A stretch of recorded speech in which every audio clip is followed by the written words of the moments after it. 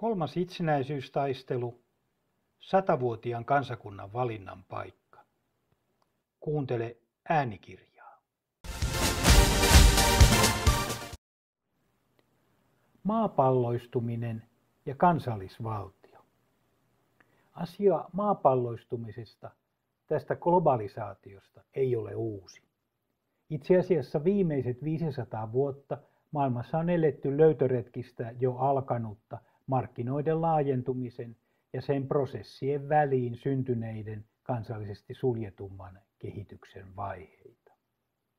Tätä kahden suuntauksen välistä heilahtelua, siis yhtäällä maapalloisen vapaakaupan ja toisaalla kansallisten talouksien jälleenrakennuksen, hyvinvoinnin, tasa-arvon ja paikallisen innoituksen ihanteellisen lisäämisen tasapainoilua on historian hitaasti edetessä käyty kansainvälisen kaupan ja suojatun kansallisen tuotannon välillä koko ajan.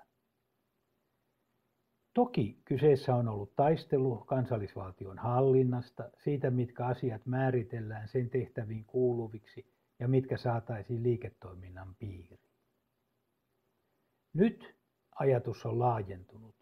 On kyse kasvavasta pyrkimyksestä siirtää kansallisvaltiolle kuuluneesta päätöksenteosta osa ylikansalliselle tasolle monikansallisten liiketoimintojen piiriin.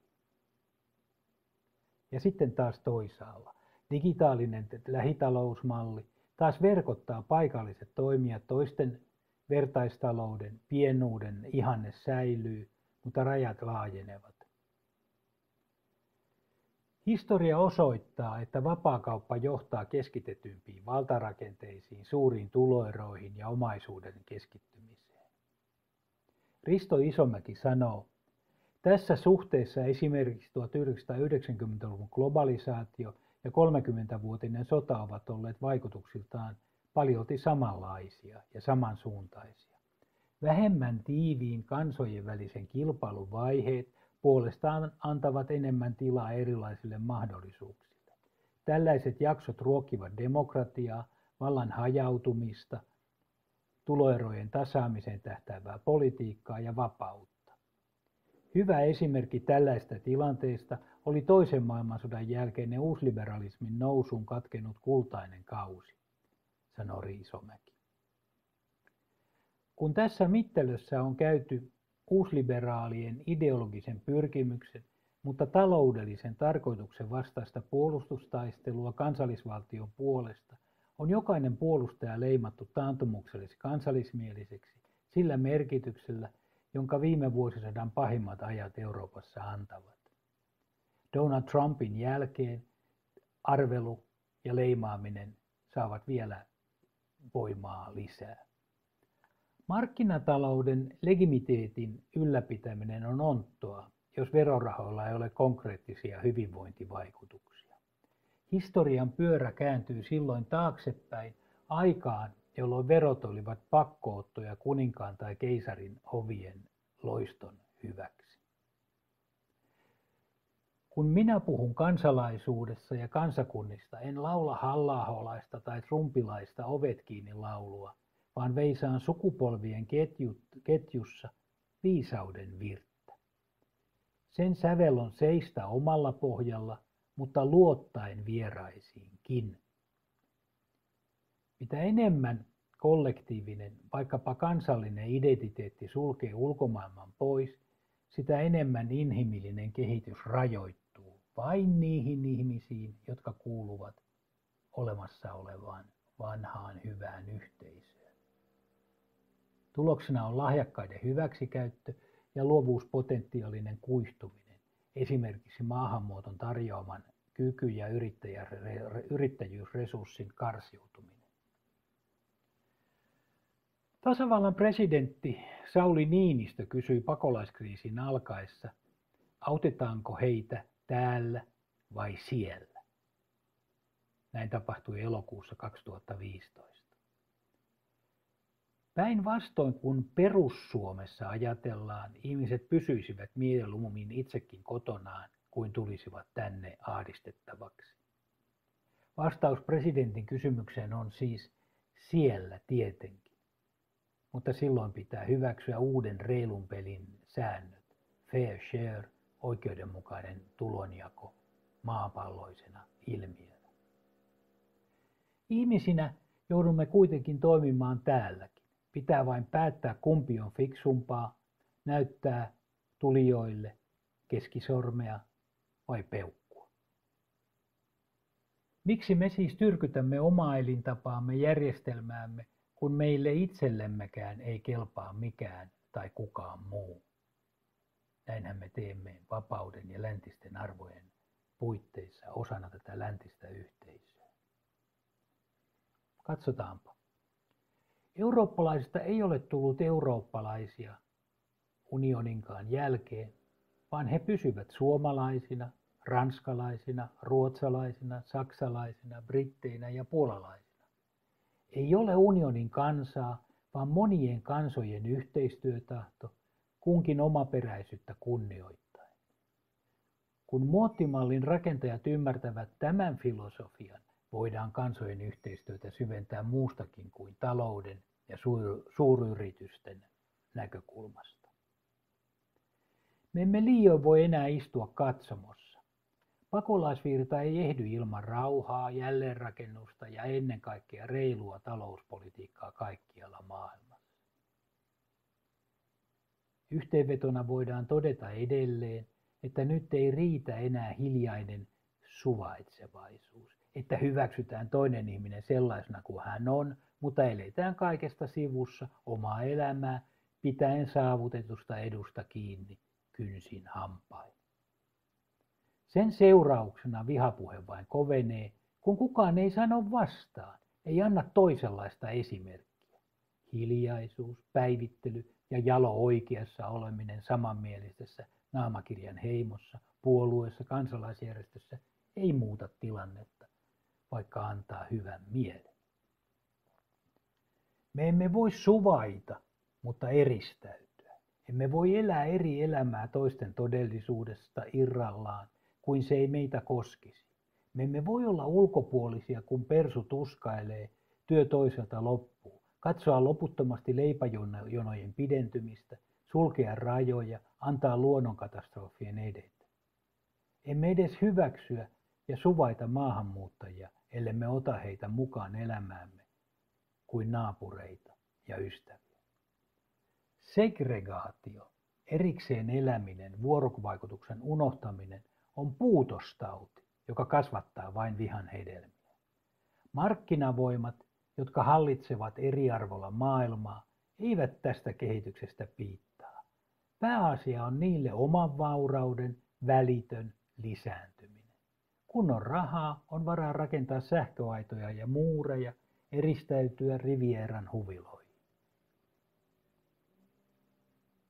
Pitää muistaa, että kolonialistinen, siirtomaavaltainen Eurooppa ei ole uhri, vaan aiheuttaja. Siirtomaahistorian ja raaka-aineen riiston lisäksi EU-maat vievät kehitysmaihin maataloustuotteita hinnalla esimerkiksi, joka alittaa niiden omat tuotannon kustannukset. Maatalous tuettuina näiden vientituotteiden hinta on alempi kuin niiden, joita tuottavat kehitysmaiden omat maanviljelijät paikan päällä. No, tämä tietysti johtaa köyhyyteen ja pikkuhiljaa kasvavaan maanpakoon Eurooppaan. Sodat Irakissa, Afganistanissa ja Syyriassa eivät ole vain omatekoisia. Yhdysvallat johtaa toisia osallisia, Eurooppa ja Suomi avustaa amerikkalaista sotaa. Suomalaistenkaan ei kannata valittaa osaansa, kun olemme niin paljon pakolais- ja elintaso, surffaus, velkaa. Nyt on aika lopettaa vihapuhe, ihmiset ovat hädässä ja kuolevat. Maailman talousjärjestelmässä on vika, minkä vuoksi hyvinvointi jakaantuu epätasaisesti ja talouskehitys hyödyttää vain harvoja. Tuo vikasarja on epäreilu kauppapolitiikka, ekokriisi, kasinoa muistuttavat rahoitusmarkkinat ja monikansallisten yritysten vastuuton veronkierto ja toiminta. Lääke siihen ei ole protektionismi, rajat kiinni, me ensin, vaan avoimuus ja tasa-arvo ja oikeudenmukainen tulonjako. Ihmisarvon kunnioittaminen. Tilalle tarvitaan siis jotain uutta. Tasapainotalous ja degrowth-mallit tarkoittavat hyvinvoinnin tulosten ja maailman luonnonmukaisuuden ja luonnonomaisuuden uutta jakoa huomisen sukupolville. Meidän on sovitettava 10 miljardin ihmiskunta ja sen ravintotuotanto ja ekologinen realiteetti luonnon kiertokulun mukaan, siis luonnon järjestykseen, sitä häiritsemättä. Meille rikkaille, näiden rikkaiden maiden kansalaisille, sen on pakko merkitä luopumista ylikulutuksesta. Suhteemme työhön täytyy uudistua, koska työtä ei tule riittämään kaikille. Siksi työnteko ja toimeentulo pitää erottaa toisistaan. Kansalaispalkka, perusturvan uudistaminen on ensimmäinen askel tähän. Sekään ei silti voi tapahtua niin, että se on pelkkää sosiaaliturvaa. Jos se on kansalaispalkka, se sisältää myöskin vastuuta yhteisön eteen. Ihmisten työvoiman liikkuvuus ja ylijäämä on aina ollut keskeinen tekijä kapitalismin kehityksessä. Se, mikä ahdistaa siirtolaisia tänään, saattaa olla huomenna totta jokaisen kohdalla. Ajatelkaapa vain ympäristökriisiä. Kapitalismin teoreetikko Max Weber on määrittänyt valtion väkivallan näkökulmasta. Valtiossa on Weberin mukaan olennaista keskitetty väkivaltamonopoli. Se on siksi ollut käyttökelpoinen apuri talouden valloitussodissa. Tänään väkivaltamonopoli toimii niin terrorismin vastaisessa sodassa Syyriassa, Irakissa, Gazassa kuin Krimilläkin, mutta ei vain etupiiriajatteluna, vaan myös taloudellisten etujen, kuten energiariittävyyden valvonnassa. Monopoli kasvaa vain oligopoliksi, tripoliksi ja niin edespäin. Moderneille valtioille on ominaista hallinnollinen ja juridinen järjestys, jossa valtio on suvereeni ja laillinen toimija, regulaation avulla toimiva kehittäjä. Toisaalta kansallisvaltio on käsitetty kulttuuriseksi yhteisöksi, vaikka tosiasiassa kansallisuus perustuu usein myyttisen liturgian avulla keskittyjien perinteiden kautta valtion kansalaisten mieliin luotuun kuvaan yhteisöstä, valtiosta ja heidän osallisuudestaan siinä. Kansallisvaltiot eivät itse asiassa ole kovinkaan vanhoja. Ei ole kyse edes pitkistä traditioista. Oikeastaan vasta 1800-luvulla syntynyt kansallisuusaate, nationalismi, ohjasi Euroopassa perustamaan uusia kansallisvaltioita tai vanhoista uusia valtioita. Muualla maailmassa koko kansallisuuden käsite on ollut varsin vaatimattomassa käytössä. Ajatelpaapa islamilaista maailmaa, sitä yhdistää vain uskonto, eivät kansalliset ja etniset syyt. Intia ja Kiina ovat historiallisesti monikansallisia, kielisiä ja monikulttuurisia valtakuntia. Eurooppalaista keksintöä, kansallisuusaatetta, ne tarvitsivat vasta pyristellessään eroon eurooppalaisten valloittajiensa vallasta. Ulkoeurooppalaiset valtiot Amerikoissa ja Australiassa ovat monikansallisia valkoisia linnakkeita. Afrikassa 1800-luvun maapalloinen vapaakauppa koski valkoisen miehen oikeutta piirtää rajat miekoilla yli heimo- ja kulttuurirajojen ja ottaa irti kaikki, minkä vain sai. Arabimaille ja ennen kaikkea Afrikalle valmistellaan taas nyt Kiinan ja Intiankin uusien isäntien toimesta edelleen samaa vähäisempien ihmisten raaka-aineen luovuttajien osaa. Uuskolonialismia on siirtomaavallan aikaisten valtasuhteiden jako, ylläpito, talouden keinoin. Se on varakkaimpien maiden kauppakomppanioiden ja sotajoukkojen ehdotonta valtaa, pääasiana talouden hallinta, halvat raaka-aineet ja manipuloidut kuluttajat. Ylikansallisten yritysten veronkierto aiheuttaa, että kehitysmaat pysyvät riippuvaisina ulkopuolisesta avusta yhä ja yhä. Kehitysmaista siirretään pääomia laittomasti pois vuosittain yli 1 000 miljardin dollarin arvosta. Nämä katoavat, arveluttavat rahavirrat lisäävät köyhien maiden riippuvuutta kehitysavusta ja lyhytaikaisista sijoituksista. Se tarkoittaa raaka-aineiden hyödyntämisen pysymistä uuskolonialistien, siis meidän hallussamme. Nykyisen maailmanjärjestyksen oppi-isien, uusliberaalien pyrkimys on siis siirtää kansallisvaltioille kuuluvaa päätöksentekoa ja toimintaa liiketoiminnan alueelle ja ylikansalliselle tasolle. Syy on selvä. Tosiasiassa moderni kansallisvaltio on ollut luomus, jonka pieni- ja keskituloiset ihmiset saivat aikaan juuri omien etujensa puolustamiseksi. Sehän on käynyt kapitalistille kalliiksi. Hyvinvointipyrkimys ja tasapuolisuustavoite on ollut puolen vuosisadan ajan kansallisvaltion keskeisin rooli, ei enää sotien käyminen ja rajojen siirtäminen. Se on ollut toistaiseksi ainoa tapa, jolla on turvattu korkeatasoiset terveydenhuolto, koulutus ja sosiaalipalvelut koko väestölle. Asia on ollut sama sekä köyhissä että rikkaissa maissa. Uusliberaalien hyökkäyksessä valtiota vastaan on kyse pyrkimyksestä muuttaa julkiset palvelut markkinoiksi.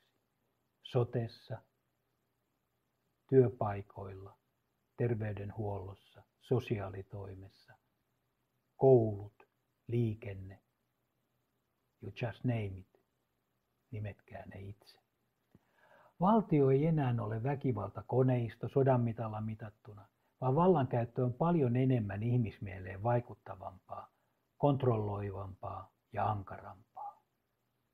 Kilpailu kansakuntien ja suuryritysten välillä on usein tuloksiltaan kuitenkin samaa kuin asein tapahtuva kilpailu, eli sota.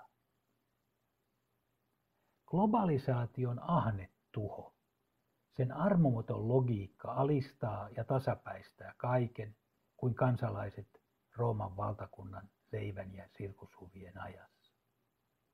Tämä pitää tunnistaa. Maapallon väestöstä 80% elää alueilla, joissa luonnonvaroja hyödynnetään enemmän kuin niitä syntyy. Ylikulutuksen seuraukset lankevat enimmäkseen etelän köyhimpien maiden kansalaisten kannettavaksi.